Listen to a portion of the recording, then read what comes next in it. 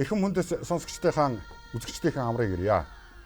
Бид өнөөдөр Зүрхэнд мөнгөрсөн аялгау гэдэг цуврал дууны нэвтрүүлгийн 35 дахь дугаарыг одоо эхлэж байна.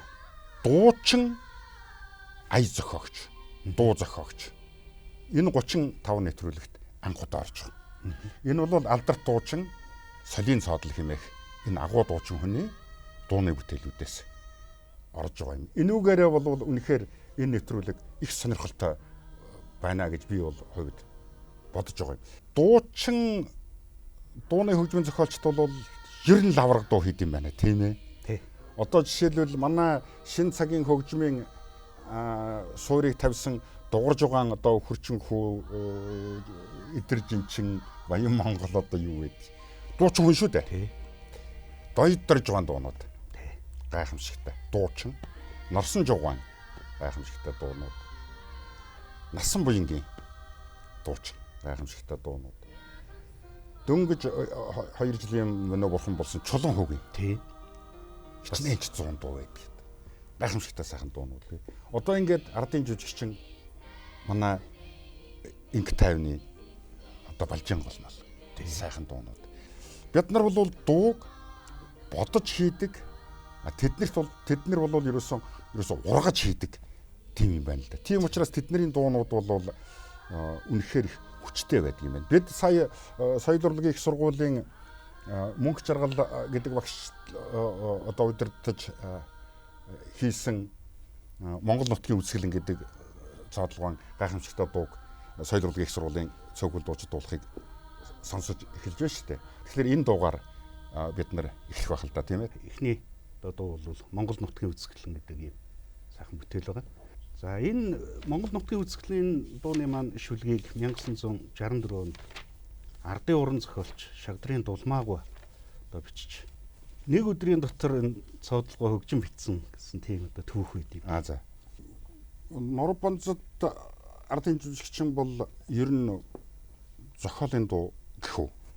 Зохиогчтой дуунуудыг бол ер нь хэцүүхэн дуулсан шүү дээ. Амьсгаан хөөршүүд уртын дуудуулах нөгөөх зохиолын дуудуулах хоёр чинь шал ондон амьсгаатай юм чинь. Тийм учраас энэ уртын дууныхаа чанарыг алдчихна гэж болгоомжлдог байсан байж магадгүй гэж би боддог байхгүй.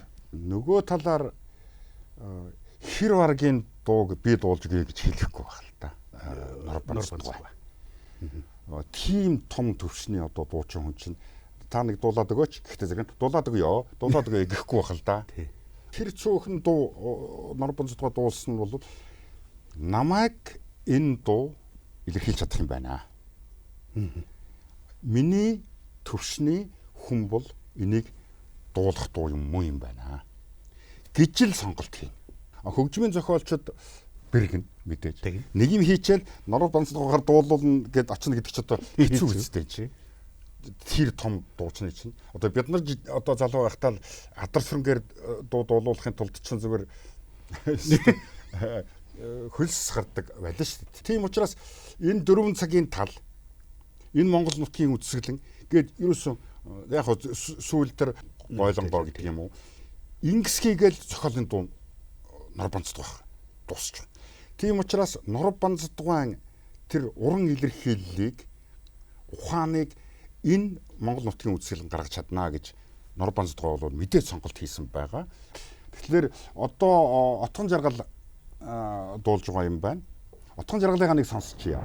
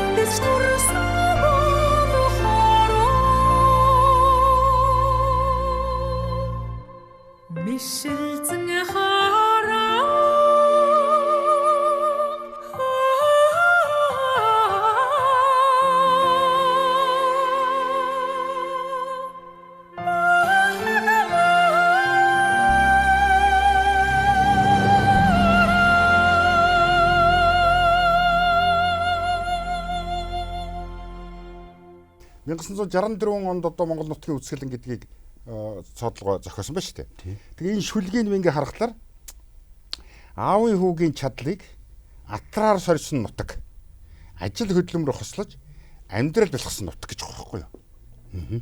Тэгэхээр энэ бол нөгөөх атрын анх дугаар аяны үед дулмаага зохиосон байна.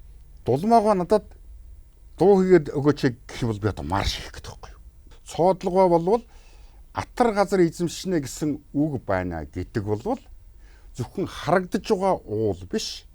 Бид нарын эзэмшиж, эдлэж, хэрэглэж байгаа тэр нутаг маань хүртэл бол Монгол нутгийн үсгэл юм а гэсэн тэр утгаараа уртын дуурах юм хийсэн ба шүү дээ. Хоёр дуучны хувьд бол юу гэж ойлгогдож байгааг бол тэр өндөр төвчний уртын дуучин Норов Бансдуугаа болвол орчин цагийн дууг дуулахдаа өөрийнхөө дэг сургуулийг хүчтэй оруулахын хажуугаар орчин цагийнхаа амьсгааг маш сайн мэдэрдэг юм байна. Юусэн зохиолын дуучин шиг шууд уулчих гэж шүү дээ. Норов Бансдуугаа. Энэ бол тэр томчуудын том арга байна. Отгон жаргал сайн дуулсан байна. Тэгэхээр одоо орчин цагийн дуучид хичнээн сайн дууллаа гэсэн хуучин цагийн дуулдаг тэр сонгодог уламжлалт өрн дахины биш. Уламжлалт дэг сургуулийг дуулдаг Норов Бансдуугаа эднэрийн тэр аясан намбыг суралцах шаардлага байна л гэж харагдаж байгаа. Яагаад ч юм Монгол дуу хөгжмийн уламжлалт уртын дуу, богинын дуу хоёрыг нэг бүтээлд хослох зарчим яагаад байсан юм бэ гэдэг л асуудал. Тэгэхээр 4 цаг байна тийм ээ. Үлэмжийн чанар байна та яриад байсан. Үлэмжийн чанар байна. Тэгэхээр тэрний хандлага бол Монгол нутгийн үсгэлэнд байна. Гэтэл сая ингээд нэг бүтэн аян ингээд сонсоход бол хинтүү өндөр ууланд байх юм. Хинтүү өндөр ууланд тэгдэг гэдэг тэгээд төгөлдөр хуурн дарирарараа гэд Монгол нутгийн үсгэлэнгийн ихнийх нь ерөөсөн хинтүү өндөр ууландын ихний тэр хандлага байна. Тэгэхээр энд бол ямар нэгэн хуулсан гэхээс илүүтэй тухайн үеийн хөгжмийн ертөнцид байсан томчууд уртын дуугаар орчин цагийг яаж илэрхийлэх вэ гэдэг нэг зарчим байна гэж ойлгож байгаа байхгүй. Тэгэл дараа гэж явна үү. Тэгэл Монгол нутгийн үзэсгэлэн чинь яг л тэр хинтвэн друулалтын хурдан шиг бол орчиж байгаа байхгүй. Тэгэхээр ийм зарчмууд хүртэл тухайн цаг үедээ бол одоо уран сайхны соёлд өөрөө ингэж үйлчилж байдгийм байна. Авьяасаас гадна тийм нийгмийн оюуны хурд аяллагын өгөгдөл байдгийм байна гэдгийг анхаарах хэрэгтэй. Тийм учраас 20 30 жилийн дараагаар одоо манай залуучуудын хийж байгаа дууг эргээ сонсохдоо 2020 оны үед чинь Монголд ийм юм зарчим байжээ гэж мэдрэхээр ийм бүтээлүүд хийдэг байх юм л дээ.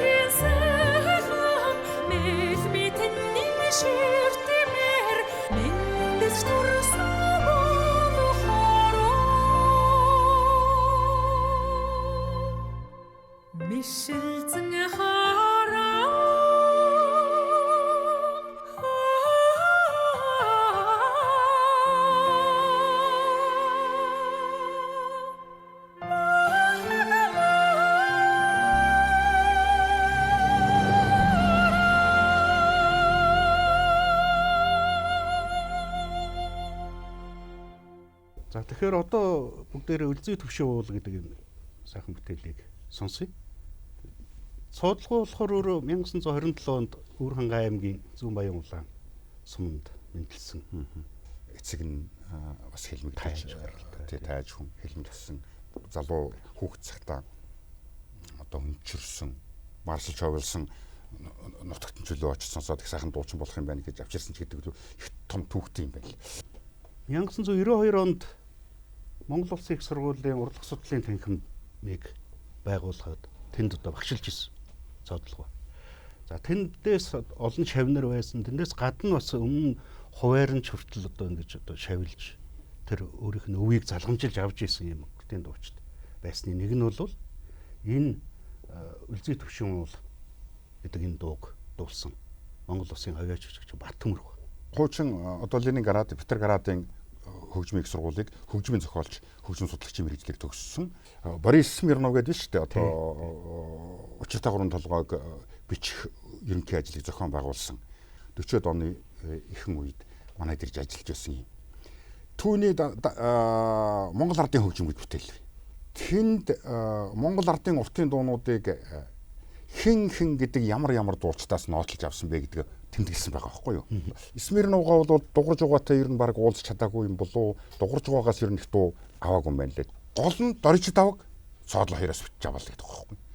Тийм учраас соодлогоо болвол тэр уламжлалт уртын дууны мэдлэг гэдгээр бол аргагүй тэр одоо давмгаалж байсан байна л да гэж тэгж мэдрэгдэж байгаа. Тийм учраас энэ Үлзий төвшин уулс гэдэг юм уу Монгол нутгийн үзэсгэлэн гэдэг энэ уртын дуутай дууны аялгау шиг тийм аялгау зохиодог нь бол ерөөсөө өөрт нь бүр оршмол чанар байсан байж магадгүй гэж бодож байна.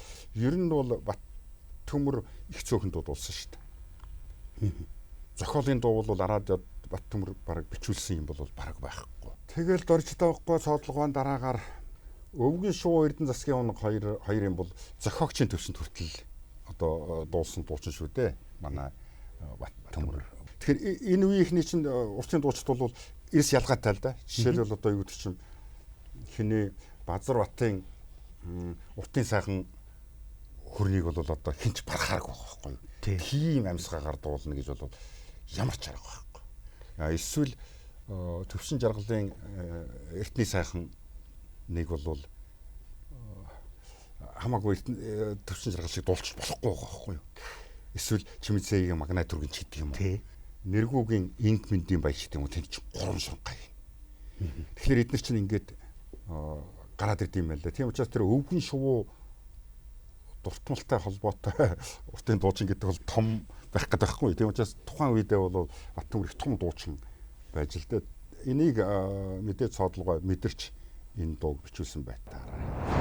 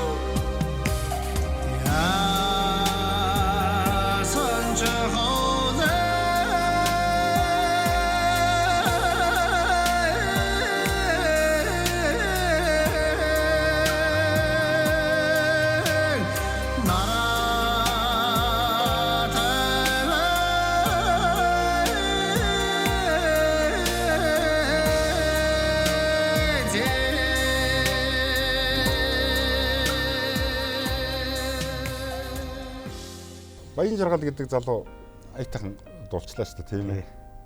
Шин цагийн мэдээлэлтэй холбоотой, шин цагийн технологитой холбоотой орж ирж байгаа энэ өөрчлөлтийг бол ямар ч төвшөнд одоо хүлээж авах хэрэгтэй болчихж байгаа. Тэгэхээр энд бол энэ технологийн шинжилэлтэй холбоотой, энэ 90 цаг үетэй холбоотой ийм илэрхийллийн санаанууд бол орж иржээ. Ер нь одоо хувьсдаггүй, өөрчлөгдөггүй юм гэж бол хорвоод дээр байхгүй. 200-300 жилийн өмнө юу гэдэг чинь Бетховены симфоник яг өнөөдрийн хурдаар тоглож байсан гэвэл хүн юм шиг харахгүй байхгүй. 76 онд байна уу? Чулуунгаан уран хасын вальсыг өөрөө удирдаад бичүүлсэн бичлэг байна. Ди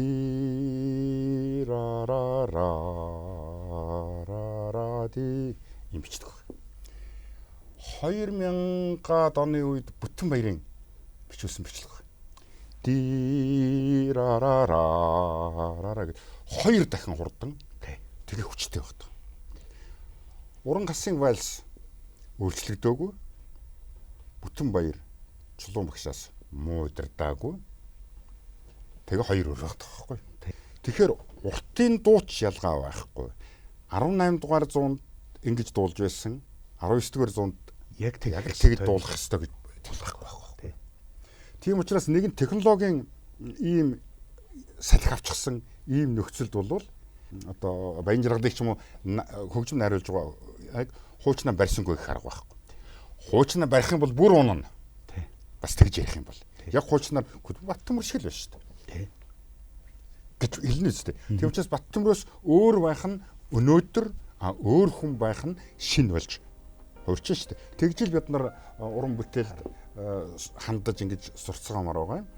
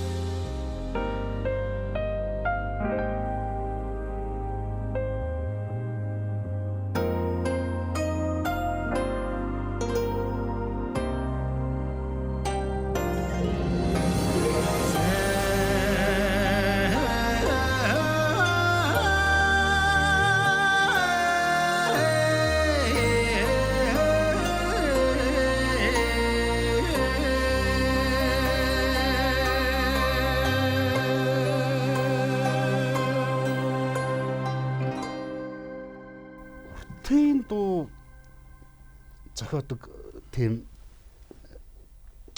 заншил хэр хүртэл яваад одоо ингээ байхгүй болсон байна вэ? Ер нь би энэ цоодлогын дуунуудыг багцаар нь ингэж нэг их сонсож байгаагүй. Тэгээд сая ингээд нэвтрүүлэг хийнэ гэдэг ингээд багцаар нь ингээд сонсож үзлээ л дээ. Аврах юм байт юм байна. Би уртын дуу зохиох гэж оролцсон. Бичиг үсэг тайлгдсан хүн шүү би уртын дууны. Мөнхтгийн өвчин дор кинон дээр нэг том төрлөختтэй дуу би 77 онд Норбонцтгой оркестртэй дуусан шинэ нар ингээд том дуу бай. Зохиосон шүү. Тэгээ одоо ингээд бодоход миний зохиосон гэдэг бол өстой хөгийн юм байд юм байна л гэж цоодлогоо сонсоод ингэж бодсон. Яагаад энэ вэ гэхдээ зэрэг хэрвээ том уртын дуунуудтай ингээд харьцуулах юм бол цоодлогын уртын дуу байсан ч байж болмоор байхгүй байсан ч дутмааргүй юм шиг байгаад байгаа байхгүй юу? Гэтэл яг орчин цагийн уртын дуу гэдэг нь цоодлогын дуунууд байхгүй бол ерөөсөө болохгүй юм шиг болчиход байгаа байхгүй юу? Гэхдээ дуучин хүн болгоно биш. Дуучин хүн аялгагүй уг мэдрэх мэдрэмж аялгыг бүтээх тэр сэтгэл зүйн төвшин болвол асар өндөр байгаа юм байна. Тэгэхээр цоодлогоо нэг дуугдуулахтай зэрэг за үгүй чи ямар дуу вүлээ гэхэлэр ямар ч дуунаас байхгүй хөөш. Тийм. Гүн чин урхан хонгоруудаа гих гэсэн ч л байхгүй биш.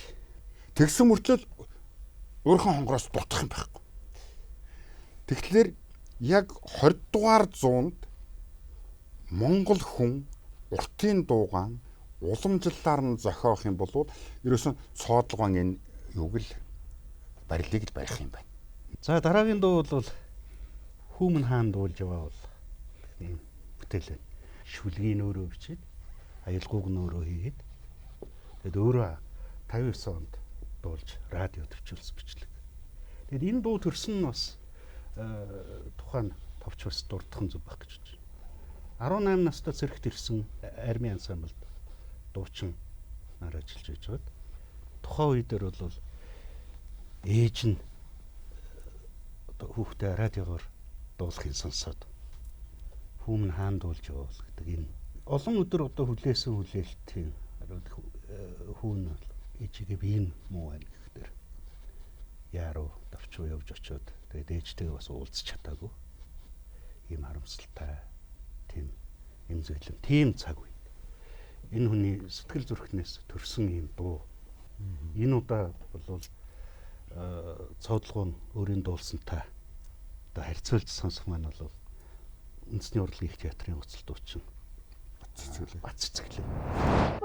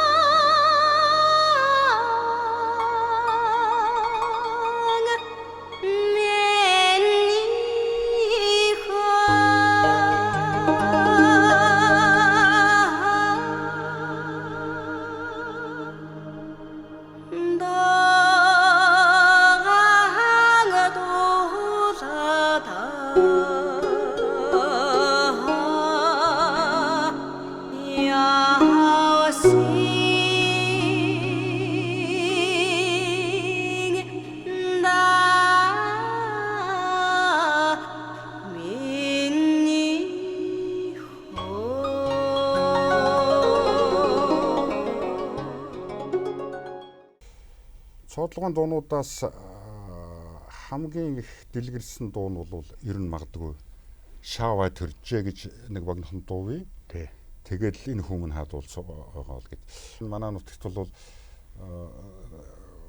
хүмүн хадуулсан байгааг бол найран дээр дуулчин шүү.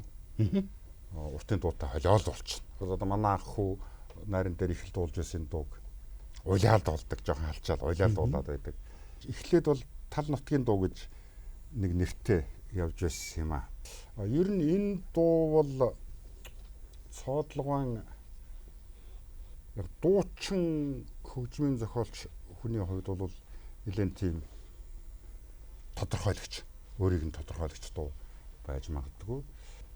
Яг уртын дууны аяллагыг бол авсан байна. Бүтцийг бол аваагүй байна гэж бол надад ажиглагдаж байна. Бүтцээр. Өөрөөр хэлбэл үгээ хэлээл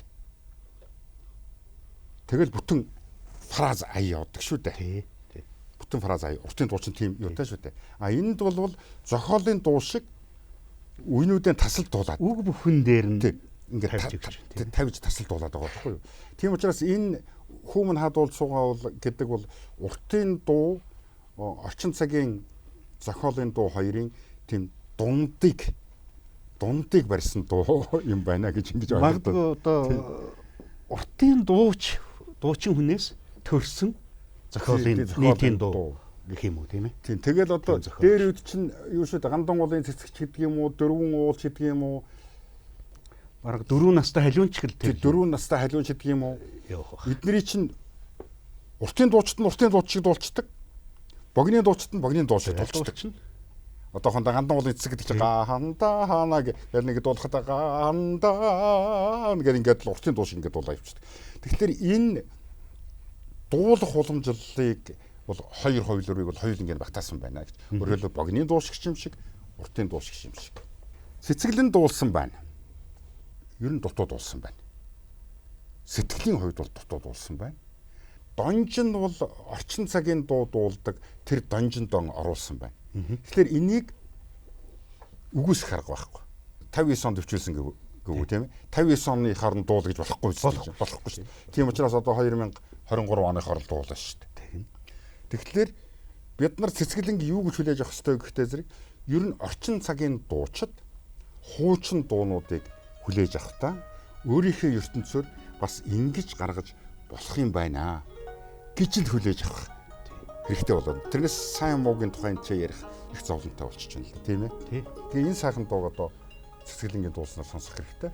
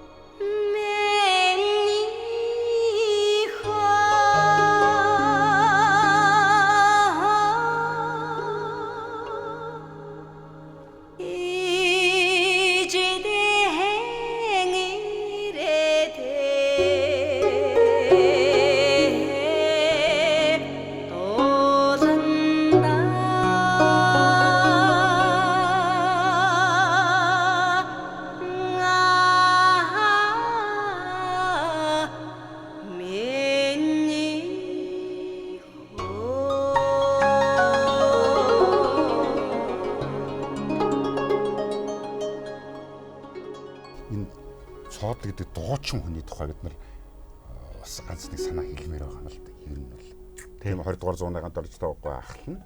Тэгэл дамжаах байднар гээд ингээд цаашаа томчоод явчихна, гончих байднар гээд явчихна. Энэ том дуучид тухайн үеийн одоо мэрэгжилтнүүд бол цоодлогыг маш том дуучин гэдэг байгаа байхгүй юу? Гэтэл дорж тавах байднэр шиг уртын дунд ерөөс бяр гаргана гэж ерөөс байхгүй. Цоодлогоо бол өөрөө уртын дуу дуулах сэтгэлгээний дуучин юм байна. Цоодлогоо бол ерөөсөө л эвэр. Тэгэхээр тэр их сэтгэлийн хөдөлгөөн аялгаунд нь өөрт нь хэмнэл болно. Тийм учраас цоодлогоог дуулж байхад бол дуучин сонсоод байгаа юм шиг мөртлөө хөгжим дуу хоёрыг давхар сонсоод байгаа юм шиг болно. Ардын элчин ном дээр тий. Нөгөө бадарч дарь базарт захиа өргөхөр давхиж ширээ нуур дуулдаг шүү дээ. Тий. Тэрний чинь бол цоодлогоо ганцхан удаа дуулсан гэж байна шүү дээ. Уртын дуучин бол суугаа дуу байхгүй юу? Ингээ суугаа дуу байхгүй юу? Цоодлогоо тэр ширээ нуур бол давхиа дуу.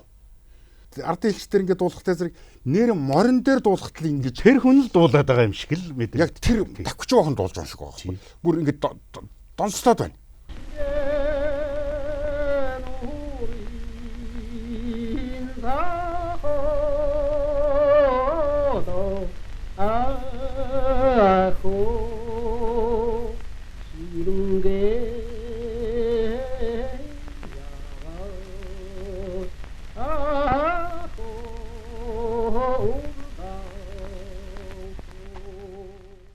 Тэгэхээр энд юу вэ гэхээр эрдэм байгаа байхгүй юу? Энийний цаана их том эрдэм байна л гэж ойлгож байна. Цоодлогоон гайхамшигтай дуулсан радиод нэг бичлэг бий. 4 настай халууныг төгөлдөр хууртаа дуулсан нэг бичлэг бий.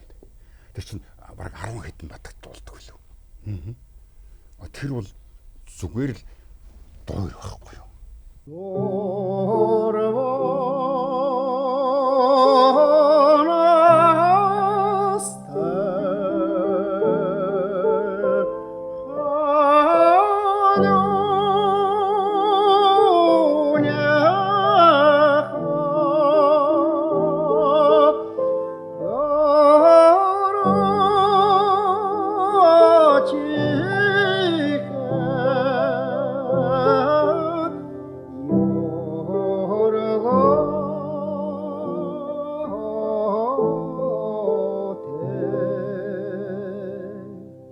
гаргадаг болгон дээр өөр.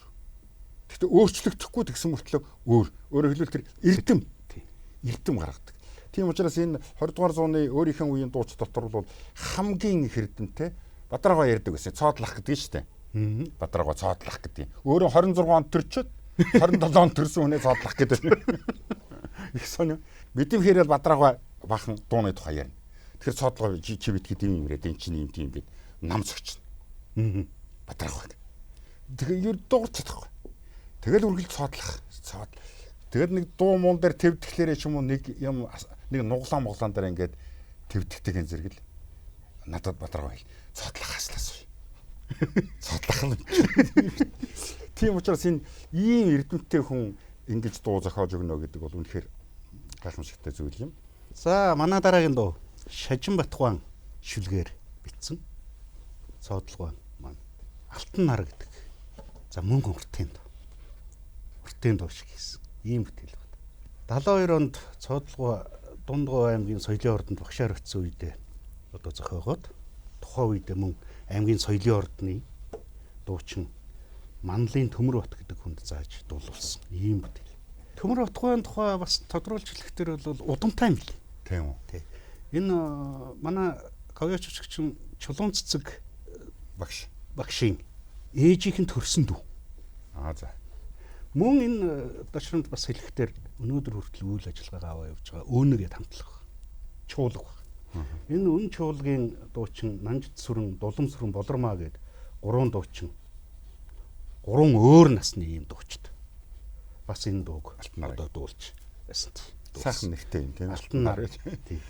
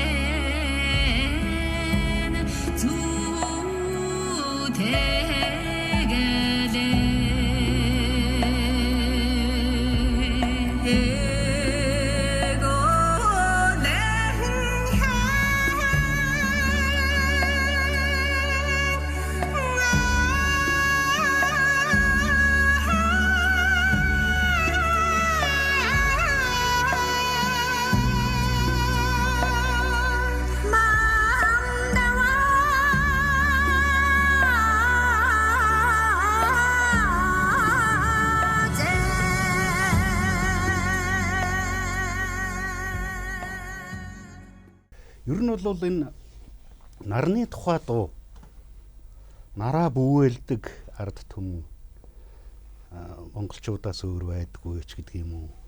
Ийм яриа явааддаг. Яг тэнтэй адилхан Алтан наран гэдэг дуугаар бол нар мандд юм а гэдэг ийм бас яриа байгааддаг. Яг Шажин бат Цоодлого хоёр бол хамтарч бүтээл хийх учиртай. Яг л хоёулаа араад явд байсан. Тэгэл манай дууны урлагт бол Шажин бат яруу найрагч нь маш залуучуудын дуу, хүүхдийн дуу, хайр сэтгэлийн дуу, тэгэл манай томхон хөгжмийн зохиолчид тэрч байтугай одоо гончсон логотой нэлээд хэдэн армаас гайхамшигтай сайхан дуурийн сомнол бичсэн шүү. Төвүүлэн заяа гэдэг нас өдөрж. Шажин Батхуйн энэ дуунуудаас орж байгаад бол би их баяртай байна л та. Яруу найрагчдынхаа төлөөлөөд орчиж байна.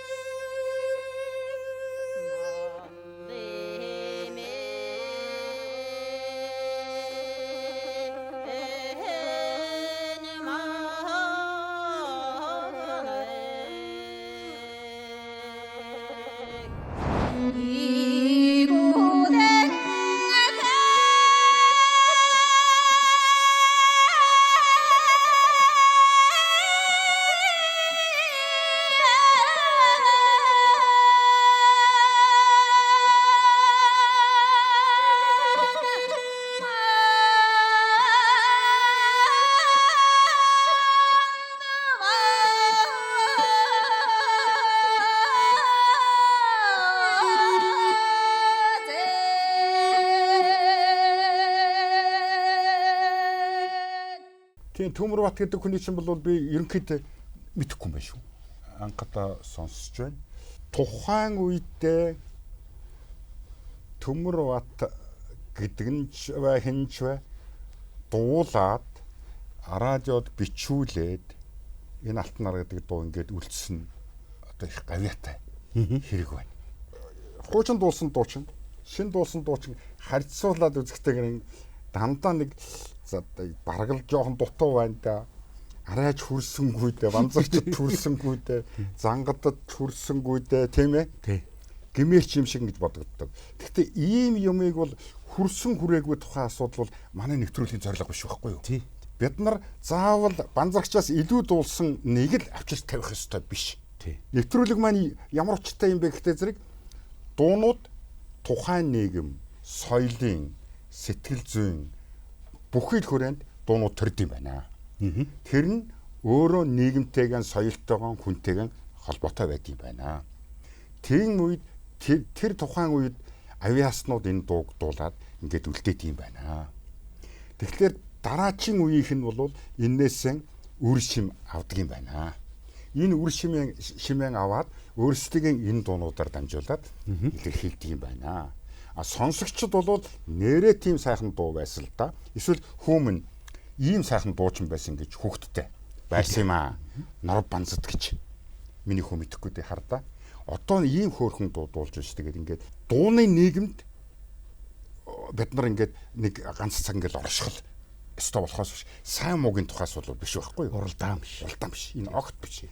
А тэгтээ энэ дуулалтан дээр бол нэг зүйл ажиглаж байгаа нь бол оюун эрдэнэ бол энэ алтан нарыг ер нь ингэж л дуулах ёстой байсан болов уу гэж бодогдоход болж байгаа байхгүй юу? Их сайн дуулсан байна гэж. Тэр оюун эрдэнэ чинь өөрөө энэ яг өөрийнхөө үеийн уртын дууч дотор бас сунгар дуунуудад нэлээд хүч үзсэн. Биендээ байхгүй сайхан хүчтэй. Тэр эн чинь хүч заагаад ингээд дуулахтай зэрэг ёстой энэ бол Төмөр Батын дуулсан дууг хоёр дахь удаага одоо төрүүлж шинэ амьдрал олголоо гэж бодогдохоор дуулж юм шүү. Энэ оюун эрдэнэ чинь.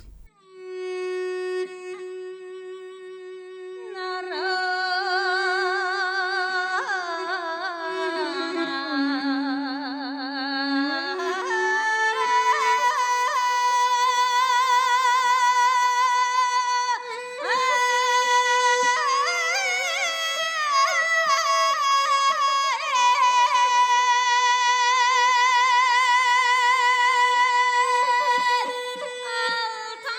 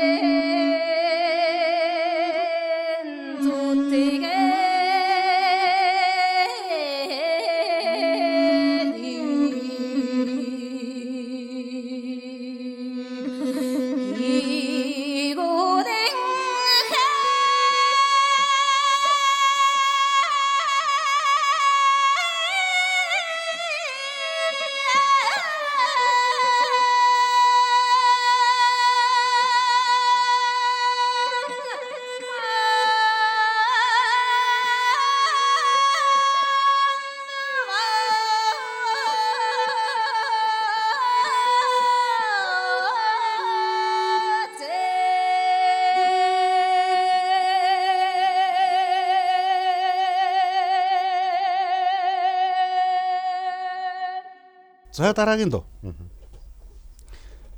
Жамцын Бадраагийн шүлгээр итсэн алдартай шаваа төрж энэ дуу. Тэгээ төрсөн түүх нь бас их сонирхолтой юм л.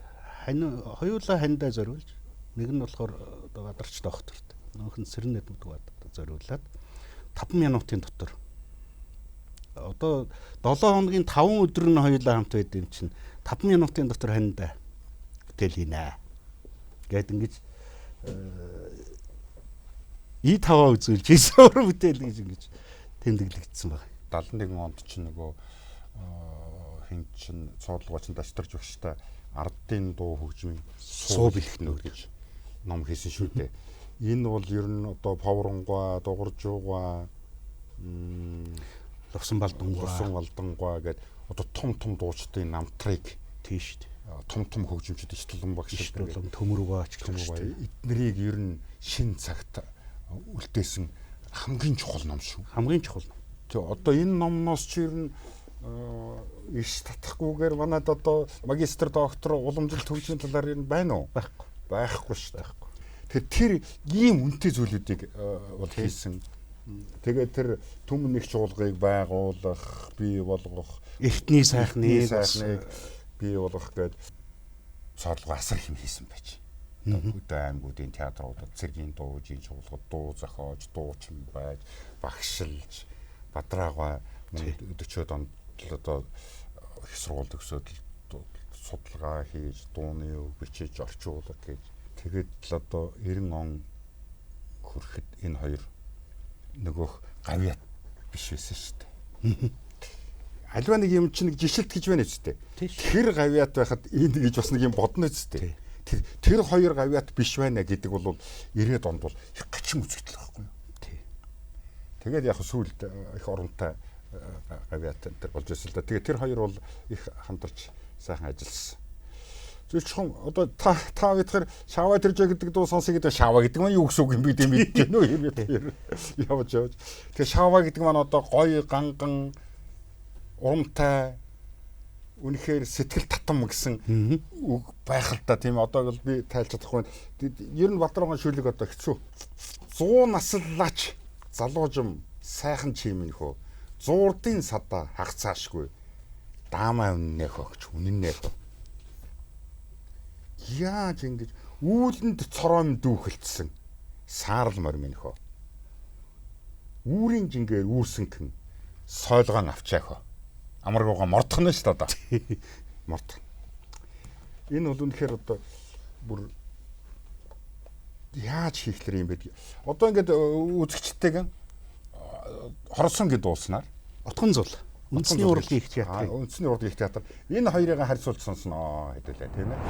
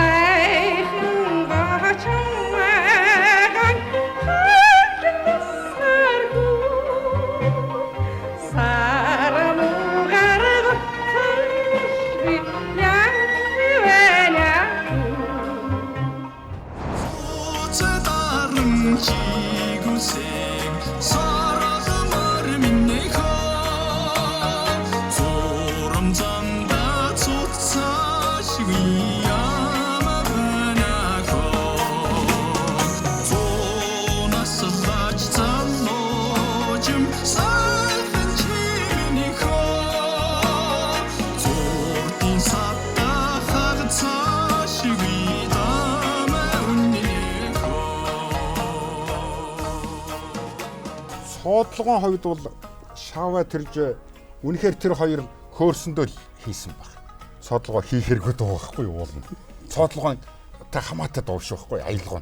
Гэхдээ энэ дуунд нэг ямар ам байна үгүй бол нэг сонссон хүн ер нь дор нь аялгоог тогтоох боломжтой. Дууны бүтдэг өндөр нам ихшгүүдийн харилцааг бол тэр аврах хүн мэдж шít.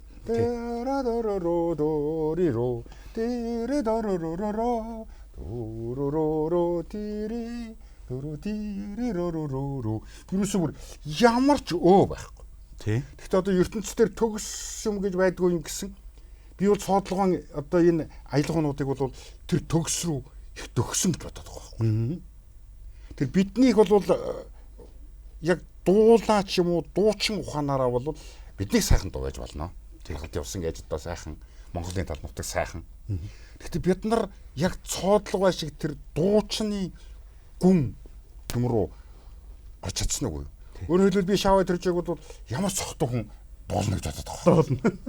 Ямар ч эргэлзээгүй, хэмжээж алдахгүй, аяж алдахгүй дуул. Зүгээр л дуулч. Өөрөөр хэлбэл тийм оршмал аялгуу, бүр язгуур оршмал аялгуу байгаад шүү дээ. Тэр ийм бүтээл бол их ховор байгаа юм л да. Бид нарын хэл сонсохоор зохиомл гэдэг нь мэддэгдээд байгаа байхгүй. Энэ чинь зохиомл биш, цоодлогоо зохиосон мөртлөө зохиомл биш юм шиг. Тийм их сонь юм. Энд төгс төгөлдөр рүү явсан зүйл байна. Төрөн бас энэ дуучин хүн нөгөө бүтээж дуулах гэдэг юм. Бид нэр одоо ингээд л жигтэйхэн задлаа л үзэн шүү дээ. Нөгөө онлороо. Бүтцийн анализ хийгээд л ингээд. Ингэхтэр бол энд ямар ч алдаа байхгүй. Нөгөө өгүүлбэр үеуд маань бүтцэн байна уу? Байгаа. Бүхэл юм. Цаашаага яаж эргэж боловсруулчих бас болохоор. Тэгсэн мөртлөө хамгийн тэр магадгүй тэр нь одоо нөгөө нэг тэр төрмөл дотор нь тэр дуучин хүн маш олон ардын өв уламжлалаас байнгын удаа суралцж энэ бүтээлийн дунд ингэж хүмүүжиж явсны юу? Мэргэжил гэдгийг бол давхар хүмүүжлэлтэй нь холож ойлгох гэдэг байгаа байхгүй? Соёлтой нь холож ойлгох гэдэг. Хоролцсон сүрэнгийн чинь яг казак дуунууд бол их хүчтэй уран сан байдаг шүү дээ. Ахтамаа гэдэг өөрөө халах хүн. Хүч дэлхийн амгалан байг. Шаваа төрж хоёрыг мэрэгчлээ зэрэг хоролцсон манай одоо үзэгчдэд ер нь харагдана да. Тийм. Дуучнаа тодорхойлдог талаас бол шаваа төрж хоролцсонгийн одоо гол дуу байсан байна. Тэгээд Отгон зул маань. Отгон зулын дуулахыг сонслоо. Эрэгтэйхэн дуулал гоё юм байна шүү дээ бас. Бас их донжтой. Тэгэхээр ер нь манайхан бас нэг ингэж бодмоор юм байна. Энэ эрэгтэй хүн дуулдаг юм чинь эрэгтэй хүн дуулж өгөө тоохгүй орчих болохгүй юм байна тийм ээ. Магадгүй илүү ч ойртчих мэдхээр юм шиг байна шүү дээ. Тийм учраас энэ отгон зул бол хөөрхөн одоо дуулчихсан байна.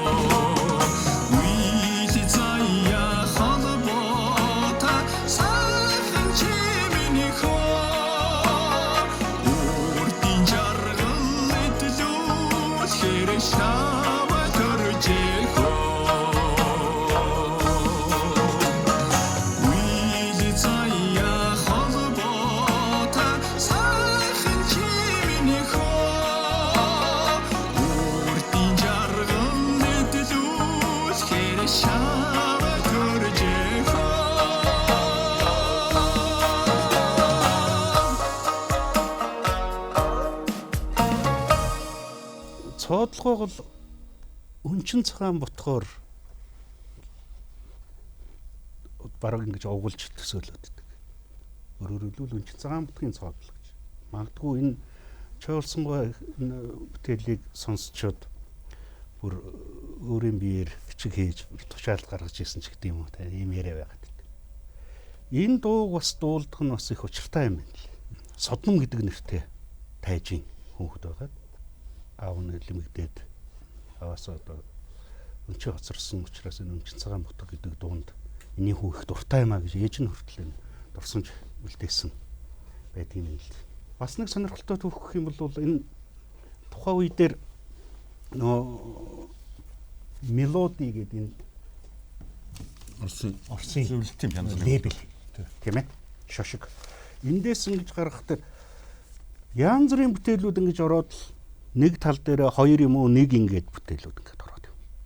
Нөгөө тал дээр бас ингэхдээ ийм 24 цуврал дотор 24 өөр пянзанд зөвхөн өнчин цагаан ботх цоодлогоо дууснаар хийсэн баг.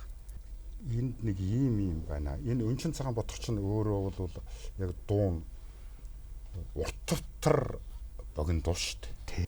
Суман дуунд ч орохгүй, бэсрэг дуунд ч орохгүй. Зүгээр л уртвтар богино дуу байхгүй юу?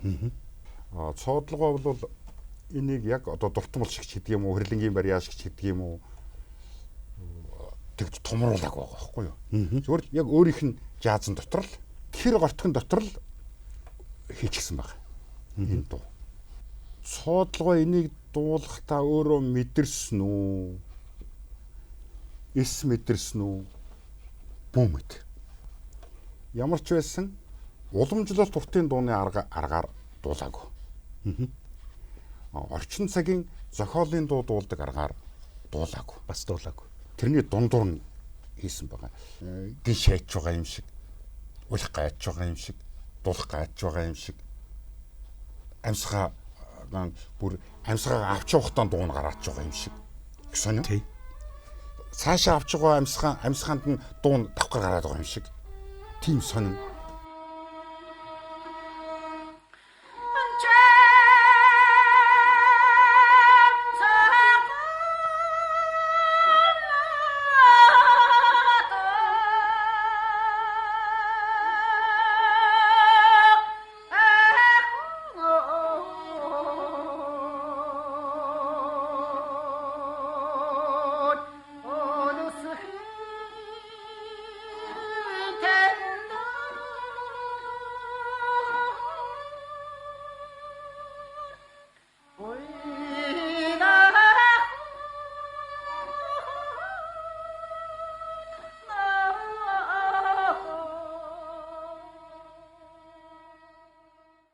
Одоо бурхан гэдэг ч байдаг лөө байдаг лөө.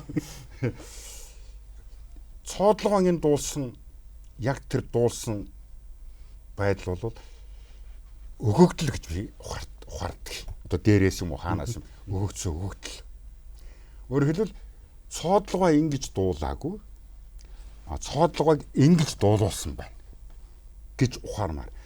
Өөрөөр хэлбэл энд юу байна вэ гэвэл дуу гэхээсээ илүүтэй их шигээр илэрхийлж байгаа зүгээр сэтгэлийн илэрхийлэл байгаа байхгүй юу?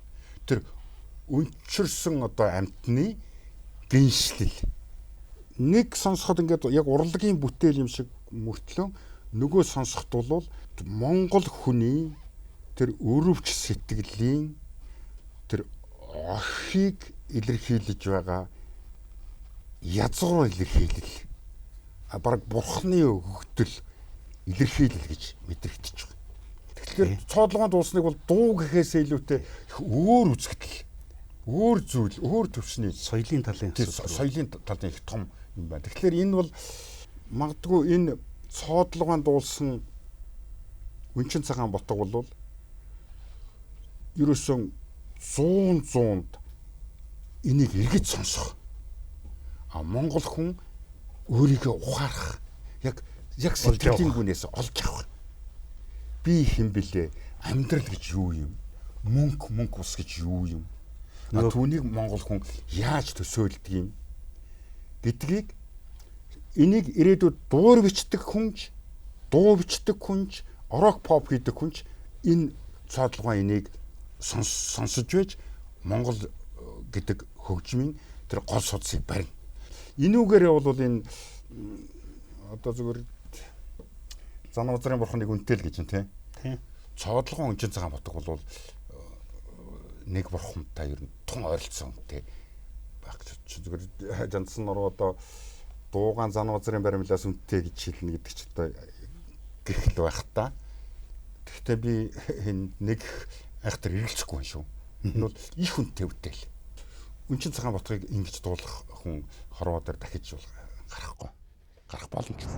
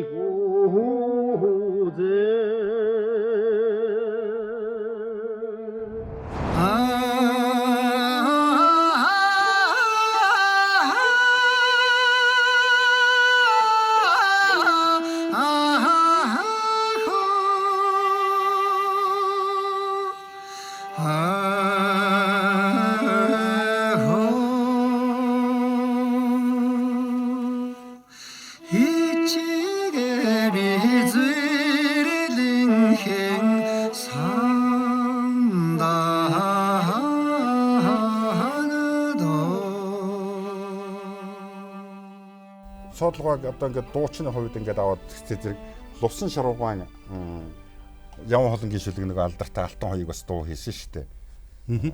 Тэг ихийн тухай дуу гээд анхудаа алхаж байгаа хүүгээгээд дуулдаг шүү дээ. Алтан хоёгийнх нэлээд дэлгэрсэн. Лувсан шаруугаа дууны их том эрдэнэтэй. Одоо манай 20 дугаар зууны дууны мал авидтэй. Лувсан шаруугаа дууны бүх төрлийг оролцсон. Армаас хийж үзсэн, дуу хийж үзсэн.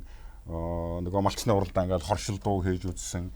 Бүр драмын чиглэлээр ширүүн борооны өмнө үлээ. Гэтэл одоо мундаг бүх л талаар оролцсон. Тэгээ уртын дуу шиг юм хийсэн бол энэ ихийн тухай дуу байж их алдартай том хөгжмийн зохиолчийг юм алдартай том хүнийг ерөөсөө өөгүй дутагдлаггүй ч юм уу бүх юм төгс хийсэн гэж үзэж болохгүй шүү дээ. Тэгэхээр энд бол яг уртын дуу бол хийж чадаагүй байна. Түүнийг цоодлогоо бол жинхэнэ амьд юм шиг амьдруулчихсан байна. Тэгээ хамсгаа авч байгаа тэр үг хэлээд буцаа шургачж байгаа эднэр бол арга байхгүй даа том цоодлогоогоор дуулуулаагүй бол лусан шаруугаа унахал байж л дээ. Ер нь лусан шаруугаа маань өөрөө тэр бас мастерын учраас хинээр дуулуул яачих вэ? Юу руу дөхүүлчих вэ гэдгээ бол бас тооцоо. Энкватер сайхан дуучин яг л орчин цагийн одоо дуулдаг тэр сайхан аргаараа л ингээл дуулсан байж. Тэгэхээр ингээл шинчлэл ингээд дуулаад байх хэрэгтэй. Дууны тухай бид нар ингээд яриад байгаа боловч дуучныг бол их анхаарах хэрэгтэй юм шиг байна шүү, тийм ээ? Тийм ээ. Яагаад түмэн дэмбэрэл тэгж дуулав?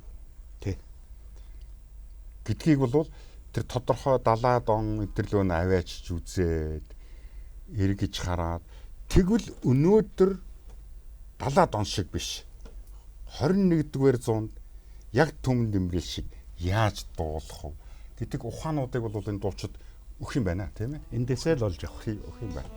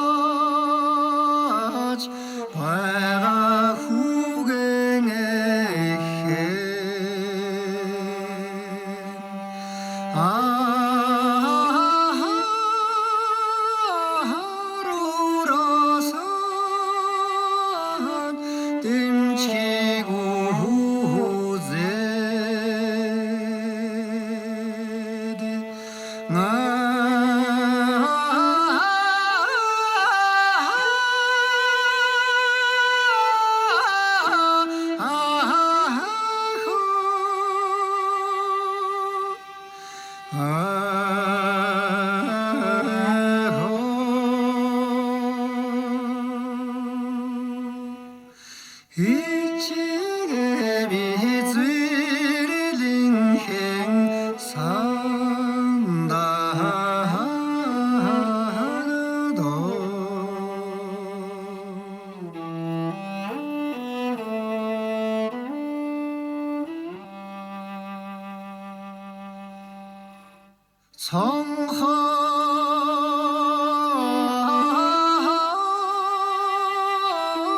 따라서라 Allah'dı barhan balcımar Sahla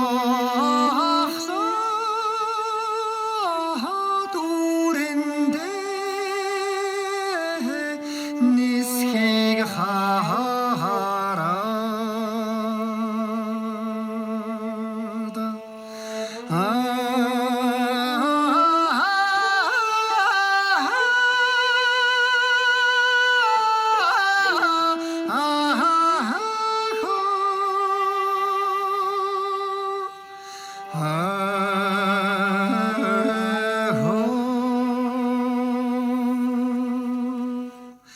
이치게 비즈릴링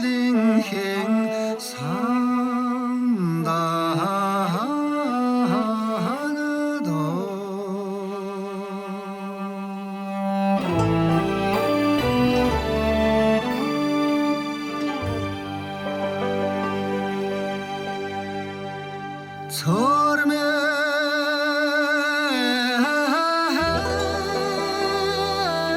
못산다 되게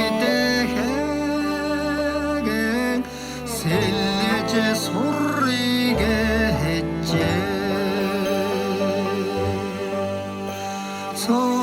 소hartaja haraltaş angrig harada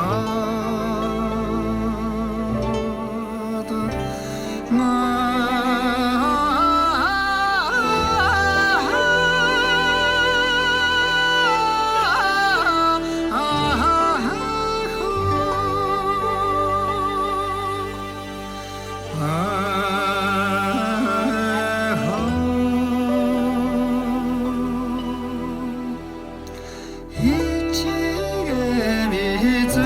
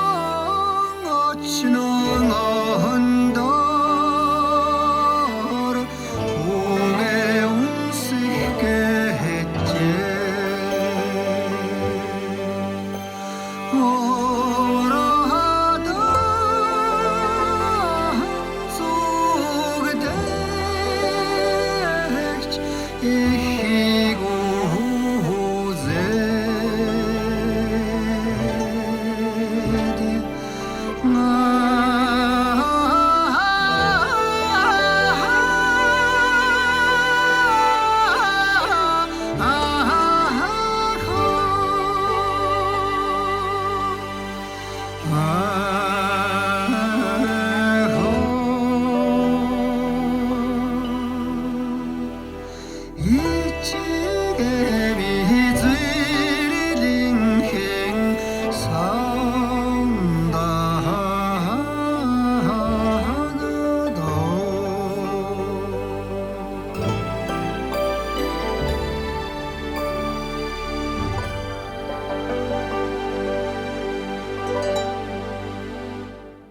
говьоос төрсөн уртын дуурч танаа нутгийн төрсөн энэ уртын дуурчдын хооронд одоо дуулах тал дээр тэгээд бас сэтгэлгээний тал дээр бас ямар шиг асуудлууд ялгаа гэх юм уу тийм ээ онцлог гэх юм уу юм зүйлс анзаарагддаг бай.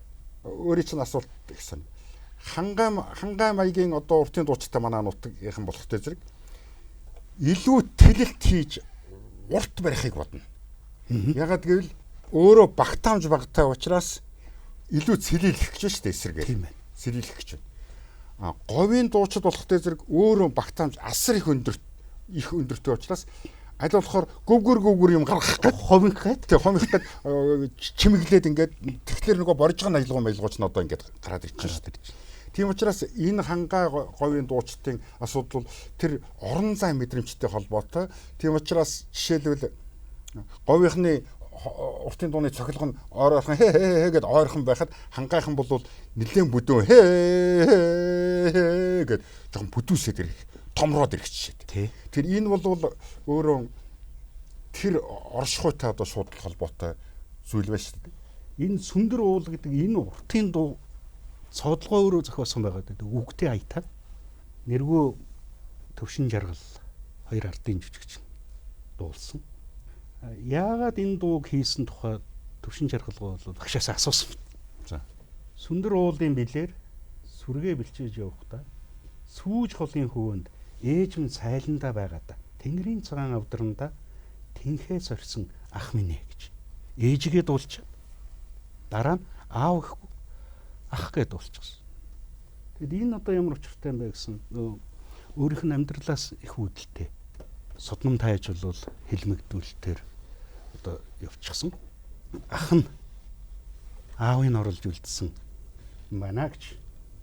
Өнөөдөр харин манай нэвтрүүлгээр бол үндэсний урлагийн театрын дуучин Баатар хүү Бадам ханд гэдэг юм хоёр дуучин өсгтэн хамтлагийн орон уурч Батцөөрхтөө хамтарч ингэж дуулсныг хоёулаа сонсгоо. За.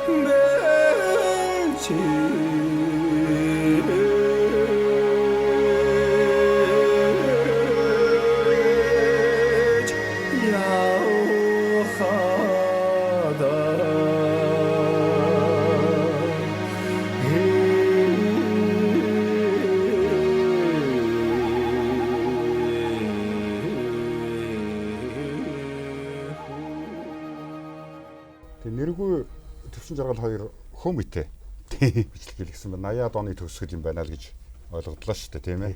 Ягаад гэвэл хөөмөйтэй уртын дуу бичлэг хийлгэх сэтгэлгээний юунд бол 83-4 оноос өмнө бол байх ёсгүй. Ягаад гэвэл 82 оны төгсгөл 83 оны ихээр нөгөө ардын язгуур урлагийн анхны наадам үзлэг хийсэн бид нар тэрүүгээр хөөми эднэр бол нэлээд гарч ирсэн. Тэгээ тэрнээс хойш эднэр ингээд оролдоол тэгэл хөөмит уртын дуу маягийн ингэж бичлэг хэлсэн байна л да.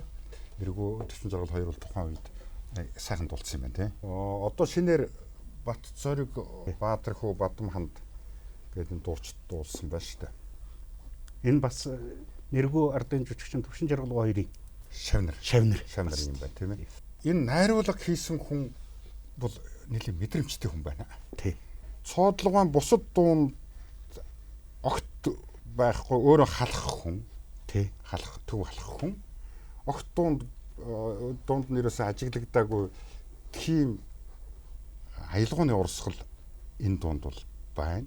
Танай нутгийн маяг тий. Одоохондоо дэлтэй цэнхэргийн үдтэй. Тэгнь. Одоо энэ чинь сүмбэр гэж явж байгаа биз? Тэгнь. Тэгээд ингээд доош уруудаад явцдаг. Тэгээд дахиад дээшээ гарч ирээд дахиад уруудаад яваад. Тэгэхээр цоодлогоо бол энийг бүр судалсан байна, мэдсэн байна. Тэгээд яг тэр зарчмаар өөрөөр хэлбэл хотгойд маягийн дархад маягийн яг тийм нөхөө маягийн уртын дуу. Эсвэл нэг байцлуулах байхгүй гэмээр байсан ч юм шиг тийм дуу хийсэн байна шүү дээ. Тэгэхээр энэ бол бас дахиад нөгөө эрдэм. Бид нар яагаад ч энэ чинь чадахгүй юм болчиход байна шүү. Хөгжмийн хариулга хийсэн хүний мэдрэмжтэй байна гэдэг бол энэ ямар ч байлаа гэсэн хөвсгөл нутгийн аялганы үнэр бол энэ цоодлогод байна гэдгийг мэдэрсэн байна. Тийм учраас тэр хөөми чинь юм уу тэр туйсын маягийн юм орж ирэхдээ зүгээр нэг чимэг биш яг тэр дэлтэй цэнхэр дэлтэй цэнхэр гэж яриад шүү дээ. Дэлтэй цэнхэр чинь цаана хөвсөлт юу байгаа вүлээ? Нөгөө бөөгийн тамлага байгаа шүү дээ.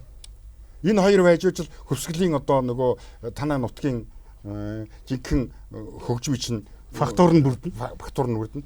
Тэгэхээр тэр бөөгийн тамлага маягтай дунд нь оруулаад ирчих. Тэгэхээр энэ найруулга бол өнөөдөр ингэж хийнэ гэдэг бол их чухал.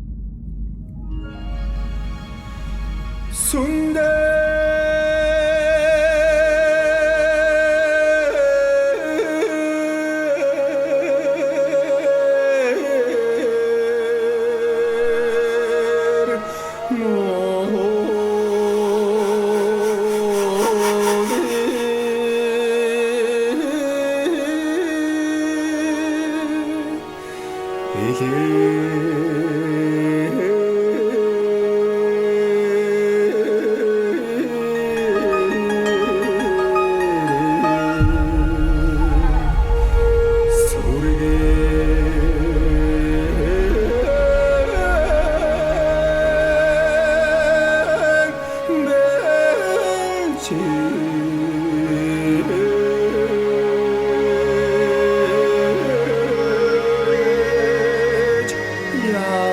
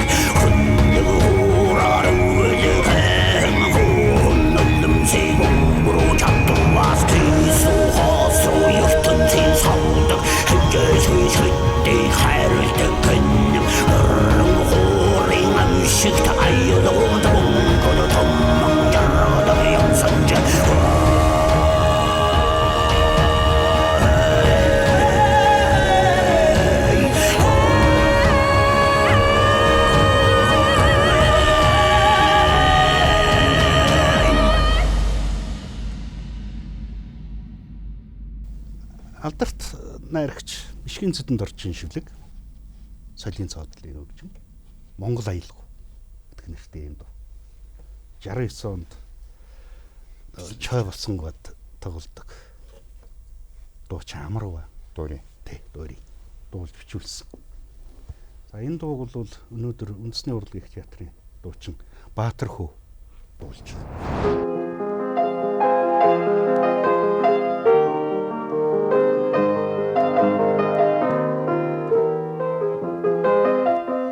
Сэтгэлд яруу Монгол аялагуу сэрэхэд чэжнэ унтазууднэ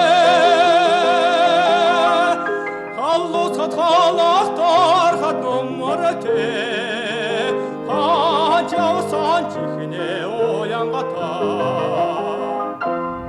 Тэнүүн их шигтэн дотроочра тэртээ ансад жигүүрэн дүүлмэ Угамар аялагуг сонсголуурид өсөн нутаг нүднэн орган Угамар аялагуг сонсголуурид өсөн нутаг нүднэн орган Цэдэн дэрж байгаа тухайд бол асуудал байхгүй. Эднэр хоорондоо ойрхон хүмүүс байсан байж таараа. Энэ дууг би анх удаа сонсч байна. Радиогоор их явдаг шин хүн их дуулдаг юм шиг байна. Амар дуулсан байна. Амрын хоолой бол гайхамшигтай хоолой. Манай дуурийн урлагч нь одоо 51 онд дуурийн театр байгуулад 63 онд нээгдэл тэгэл Балгаар руу хэдэн дуучид явуулаад амар бас нэлээд сайн дуучин. Ер нь их сайхан хоолойтой, их сайхан дуучин. Яг харамсалтайгаар амьдралынхаа замыг өөрчилсөн, бордарсанд орсон. Ер нь бордарс гэдэг юм чинь сайн хүмүүстэх гайтай хэд үт юм ба шүү дээ. Хэрвээ тэр бордарсанд ороогүй бол тэр чой болсон, маршал тоглосон үеийнхэн дараа л да. Тэгээгүй бол үдээд нэлээд том урын сан үлдээч болохоор тийм сайхан дуучин байсан. Бид нар жоохон харамсдаг юм аа. Ийм сайхан дуучин. Та өөрөө хэлээд шүү дээ. Юуны цоодлого дуунуудаас нэг л өөр л байна да гэж. Тий. Өөр байгаа, өөр байх ёстой. Яагаад гэвэл 1964 онд Монголын хөгжмийн зохиолчдын одоо холбооны анхдугаар их хурал болсон. Гончгсон логонд тавьсан үзэл санаа бол юу гэхтэй зэрэг бид нар дуу хөгжим зохиогоод байна. Мэрэгшихгүй байна. Хөгжмийн зохиолчл юм бол одоо төгөлдөр хуур дуугаан төгөлдөр хуурын одоо дарамжтай одоо дагвартай бичихгүй бол шаардлага хангахгүй байна. Тэр тийм дууг чинь батлахгүй шүү. Радиогоор дуулуулахыг зөвшөөрөхгүй шүү. Төгөлдөр хуурын хавсралтын хийж дууны секцэд үзүүлж лусан шарав мясрынгээр батлуулах ёстой та нар. Тэгжвэж та нар одоо мэрэгчнэ гэсэн ийм өндөр шахалт 64 онд тавигдсан байхгүй юу. Тийм учраас цоодлогоо өөрөө хөгжмийн зохиолчтой холбооны гишүүн. Тий. Өөрөө төгөлдөр хуурч хүн биш. Тий. Уртын дуучин хүн. Тэгэхдээ одоо мэрэгжлийн байгууллага, мэрэгжлийн удирдлага шахаж шүү дээ. Тийм учраас цоодлогоо төгөлдөр хууртайч дуулахаас шаарга байхгүй. Төгөлдөр хууртай дуу бичгээс ч өөр шаарга байхгүй. Тийм учраас өөрийнхөөс өөр юм шиг юм хийсэн тэр юм. Тэгээ мэдээж нөгөө өөр радиод энэ төр ажиллаж байсан учраас гэрхай. Тэгээ ер нь энэ амар гэдэг залуу бол цаашдаа мэрэгжлийн урлагт бол их том юм гараад ирэх юм байна гэж мэдэрсэн хэрэг. Баатар хүү бол яг орчин цагийн дуулаачийн хэв маяг руу оруулаад дуулчих байна. Тэгээ нэг юм бодогдож штэ. Оригинал юм гэдэг бол хиндэж хэдийдэж хэрэг болдог. Тийм учраас цоодлогын энэ Монгол аялагуу бол тэр орчин цагийн маягийн зохиолын дуушигт дуу болчихж штэ. Тэгж цоодлогоо. Тэгэхээр эргээл таныг тэтгэврт гарсан хойно намайг хааж явах юм мэдэхгүй тэр үед дахиад дуунууд дуулахад энэ нөхөрчм энэ Монгол аялагуу гэдэг дуу дахиад босоод ирнэ. дахиад тэр үед байгаа нөгөө хил рүүгээ ороод тэр хил рүү ороод яхад гэвэл өөрөө эдэн үнэж Тий. Өөрөөр хэлбэл энийг алт гэж ойлгох юм бол өнөөдөр дугуй эмиг хийж байгаа бол 20 жилийн дараа дөрвөлжин эмиг хийгээд гараад ирнэ. Тийм учраас ийм үнэнч юм байна л гэж цаадлууч битүүний өдөр төрсөн гэсэн баха. Тий. Тэгэхээр цагаан сарын үеэр яг дуучин дуу зохиогчийн тэгээд энэ уртын дуутай холбоотой жишээлбэл Монгол нутгийн үзэсгэлэн гэдэг чинь одоо манай найр наадам үндэсний их баяр маяр дээр үргэлж дуурч байдаг. Тэр бүрэлдэхүүн хэсэгт орж байдаг бүтээлүүдтэй ийм хүний бүтээлийг одоо цагаан сараар тохиолдуулаад зүрхэнд мөнгөрсөн аялгаа гэдэг энэ нэвтрүүлгээрээ цоодлогоо оруулж байгаараа бол үнэхээр таатай байна. Энэ дуу бол хэдий ч ингэ дуулагдаж болох сайхан дуу байна да.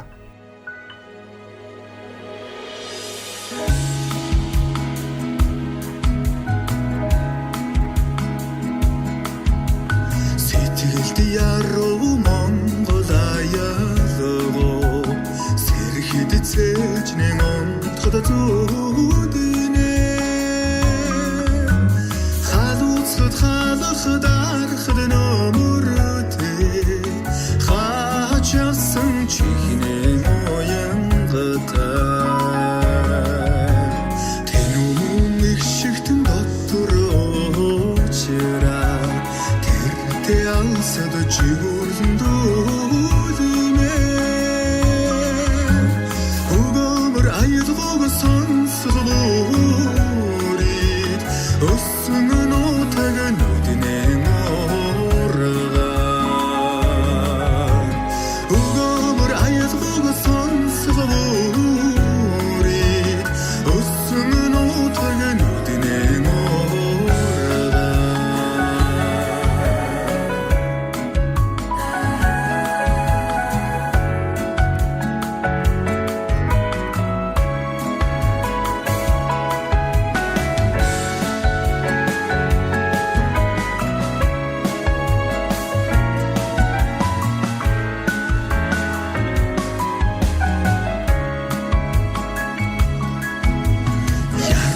Зохист аялгуу чамааса ясмах менэ бүрдисэ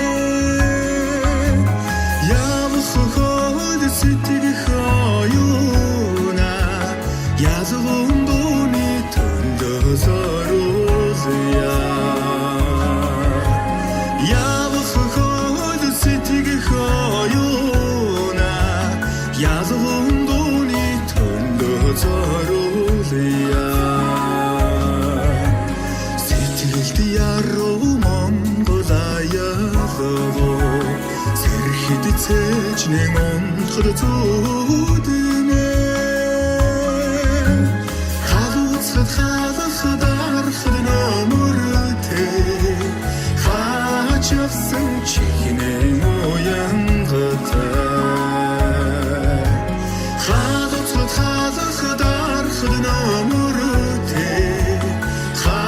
хачсан чихнэн оянгата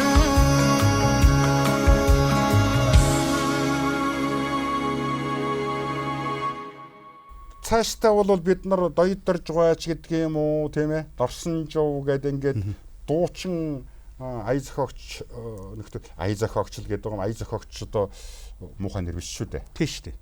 Аюул байвал хөгжим байгаа шүү дээ. Тийм учраас аюул ихтэй. Тийм учраас ая зохиогч гэхдээ зэрэг хөгжмийн зохиолчоос доогуур юм гэсэн тийм ойлголт тэрээс байхгүй шүү. Тэг цаашдаа хийх байх л да. Хоёр хөгжмийн хүн ингээд нэг нэвтрүүлэг хийхэд бас нэг талаасаа сонирхолтой юм байна. Нөгөө талаасаа дутуу гоцоо юм байгаа бах гэж бодож байна. Энэ нэвтрүүлэг цаашдаа ингээд лавшраад судалгаа нэлээд өргөжөөд ингээд ирэх юм бол манай амьдралын хэв маягт бас тус нэмэр болох л байх л та. За энэ удаагийн нэвтрүүлгээрээ та бүхэнд Монгол улсын урлагийн говья зүтгэлтэн алдарт уртын дуучин соёл судлалын алдартай төлөөлөгч соёлын цоодлын уран бүтээл үе уламжлалаар та бүхнийг бас аялууллаа. Энэ удаагийн нэвтрүүлгийг хамтдаа бэлтгэхийн сайхан завшаан олдож шинэ багштайгаа ингэж энэ нэвтрүүлгийн хойморт сууна гэдэг бол миний хувьд бас их сайхан хэрэг байлаа. Багштай их баярлалаа. Та минь урт удаа насалж, эрүүл энх байж шавнар биднийг бас өргөлж ингэж гийгүүлж яваарай гэж одоо дандаа хүсэх байна да. За та нарт амжилт хүсье. Баярлалаа.